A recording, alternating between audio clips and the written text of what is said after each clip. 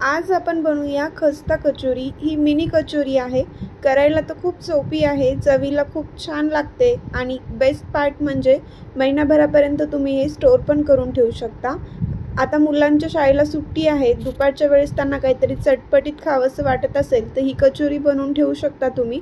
हवं तेव्हा ते खाऊ शकतात, खूप छान लागतात। सर्वात अगोदर आपण मूग डाळ ही भिजू घालणार आहोत। 1 वाटी मूग डाळ आहे, 1 तास पाण्यामध्ये भिजू घालायची। तोपर्यंत आपण पीठ मळून घेऊ। 1 वाटी मैदा घेतलेला आहे। मैद्याऐवजी तुम्ही गव्हाचं पीठ सुद्धा घेऊ शकता। यामध्ये ओवा टाकायचा आहे। ओवा थोडा हातावर असा रगडून टाकायचा। त्याचबरोबर चवीनुसार मीठ, बेकिंग पावडर टाका आणि 2 ते 3 चमचे साजूक तूप आहे। हाताने छान असं मिक्स करून घ्यायचं। थोडं थोडं पाणी टाकून पीठ मळून घ्यायचं। कचोरीसाठी पीठ मळताना खूप जास्त घट्ट पण नकोय आणि खूप असं पातळ पण नकोय। छान असं मळून घेतलेलं पीठ आहे। याच्यावरती एक पातेलं झाकून अर्धा तास आपण रेस्ट करण्यासाठी ठेवणार आहोत। ओला कपडा सुद्धा ठेवू शकता तुम्ही। जी डाळ आपण अगोदर भिजू घातली होती ती आता मिक्सरला आपण थोडीशी जाडसर बारीक करून घेणार आहोत। जास्त पण बारीक करायची गरज नाही, जाडसरच ठेवायची। कढई घेतली, कढईमध्ये तेल गरम झाल्यानंतर जिरं टाकलं, सोप टाकली, सोप ही मी कुटून टाकलेली आहे। हळद आहे, धने पावडर आहे, आलं आणि हिरवी मिरचीची पेस्ट आहे, अर्धा वाटी बेसन आहे। बेसन छान तेलामध्ये भाजून घेतलेलं आहे। त्यानंतर जाडसर वाटलेली डाळ टाकायची, लाल तिखट, मीठ चवीनुसार, खायचा सोडा टाकायचा चिमूटभर, कसुरी मेथी, आमचूर पावडर टाकून छान असं मिक्स करून घ्यायचं आहे आणि पिठी साखर टाकायची। आपले हे सारण तयार आहे। छोटे छोटे असे बॉल बनवून घेणार आहोत।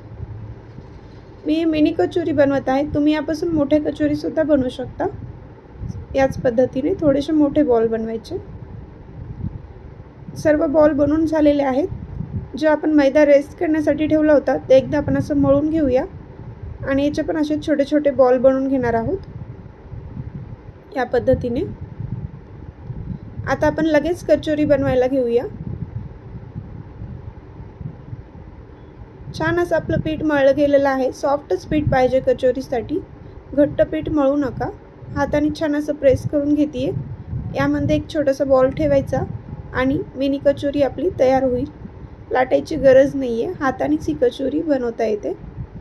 या पद्धतीने व्हिडिओमध्ये दाखवल्याप्रमाणे तुम्ही कचोरी बनवू शकता। आणि मी आधी पण म्हणलं, याच पद्धतीने तुम्ही मोठ्या साईजच्या कचोरी सुद्धा बनवू शकता, तुम्हाला आवडत असतील तर। पद्धत हीच आहे, फक्त साईज थोडीशी मोठी पाहिजे मोठ्या कचोरी बनवायच्या असतील तर। छान अशा कचोरी बनवून घेतलेल्या आहेत।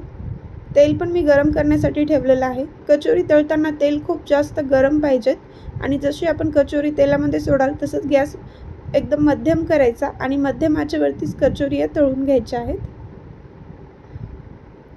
अगोदर तेल छान कडकडीत गरम करून घ्या, त्यानंतर कचोरी तळण्यासाठीच घ्यायच्या आहेत।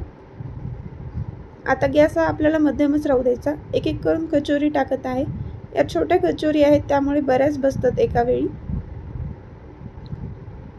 सर्व कचोरी मी तेलामध्ये सोडतीये। तेल आपलं चांगलं गरम असल्यामुळे या खूप चांगल्या पद्धतीने तळल्या जातात। कचोरी तळताना गॅस हा मध्यमच राहू द्यायचा, फुल अजिबात करू नका, नाहीतर काय होईल, कचोरीला बाहेरून रंग खूप चांगला येईल पण आतमध्ये ती तळली जाणार नाही आणि ती खस्ता पण होत नाही। या कचोरी तळायला वेळ लागतो पण खूप छान होतात। कचोरी आपल्या तळतच आलेल्या आहेत, सोबत मी हिरवी मिरची सुद्धा टाकलेली आहे आणि लगेच कचोरी तेलाच्या बाहेर काढून घ्यायची। तेलामध्ये जर मिरची जास्त वेळ राहिली तर ती फुटू शकते, त्यामुळे लगेच काढा। याच पद्धतीने सर्व कचोरी बनवून तळून घेतलेल्या आहेत। किती छान रंग आलेला आहे, तुम्ही बघू शकता। तुम्हाला जर हा व्हिडिओ आवडला असेल तर लाईक आणि शेअर करायला विसरू नका आणि माझ्या चॅनलला सबस्क्राईब केलं नसेल तर प्लीज सबस्क्राईब करा। गरमागरम कचोरी चिंचेच्या चटणीसोबत खूप छान लागतात, त्यासोबतच हिरवी चटणी असेल तर अजून छान लागतील।